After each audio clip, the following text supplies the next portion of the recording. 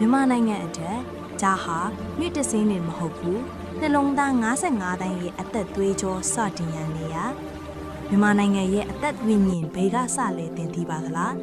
တောင်တန်းနေကြားကရေခဲပင်တွေကနေစီးဆင်းလာတဲ့အေယာဝတီရဲ့လျှို့ဝှက်ချက်စီကိုတွားကြည့်ကြရအောင်မြန်မာနိုင်ငံမြောက်ဖြားပိုင်းကချင်ပြည်နယ်ရဲ့စိန်လန်းဆိုပြီးတဲ့တောင်တန်းတွေကြားမှာအံ့ဩဖို့ကောင်းတဲ့တဘာဝတရားရဲ့ဖန်တီးမှုတစ်ခုရှိပါတယ်ဟီမဝန္တာတောင်ဆွေတွေရဲ့ရေခဲမြစ်တွေစီကနေအပြင်းထန်စီးဆင်းလာတဲ့မိခါတောင်ဘက်တောင်တန်းတွေကြားကနေအေးအေးလူလူဆင်းသက်လာတဲ့မလီခါ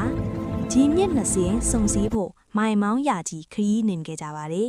အဲ့ဒါကတော့မေခနဲ့မလီခမြစ်နှစ်သွယ်ပေါင်းစုံပြီးအေယာဝတီဆိုတဲ့အမီနာမကိုစတင်ယူလိုက်တဲ့မြစ်စုံဒေသပါပဲမေခမြစ်ကအဟုန်ပြင်းစွာနဲ့ကြောက်ဆောင်ဒီကြားကနေစီးဆင်းလာပြီးမလီခမြစ်ကတော့အေးခမ်းတည်ငြိမ်စွာစီးဆင်းလာတာပါဒီလိုစန့်ကျင်ဘက်အလှတရားနှစ်ခုပေါင်းစည်းသွားတဲ့မြင်ကွင်းကရင်သက်ရှူမောစီပါတယ်ဒီနေရာဟာမြန်မာနိုင်ငံသားတွေအတွက်တော့တာမန်ခရီးသွားနေရာတစ်ခုထက်ပိုပါတယ်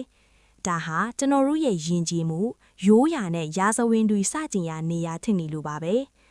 ဆောင်းရာသီမှာဆိုရင်မြူနင်းတွေဝင်နေတဲ့တောင်တန်းကြီးတွေနဲ့အတူမြစ်ဆောင်ရဲ့အလားကဘန်းကြီးကားတကြလို့ပါပဲဒီမြစ်ကနေတဆင့်မိုင်မောင်း1300ကျော်စီးစင်းကတန်းပေါင်းများစွာသောပြည်သူတွေကိုအသက်ဆက်ပေးနေတာပါ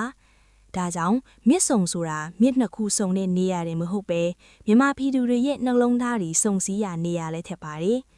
အေယာဝတီရှိနေတဲ့၍ကျွန်တော်တို့ရဲ့သမိုင်းကလည်းဆက်လက်စီးဆင်းနေအောင်ပါအေယာဝတီဆိုတဲ့အမည်နာမကကဘာတီတွေမဖြတ်တော်မဲ့ရာဇဝင်ကိုစာရေးခဲ့တာပါဒါဟာတဘာဝတရားကမြန်မာပြည်ကိုပေးတဲ့အကြီးအကျယ်ဆုံးသောခဲနားတဲ့လက်ဆောင်ပွန်တစ်ခုဆိုတာဖော်ပြလိုက်ရပါတယ်နော်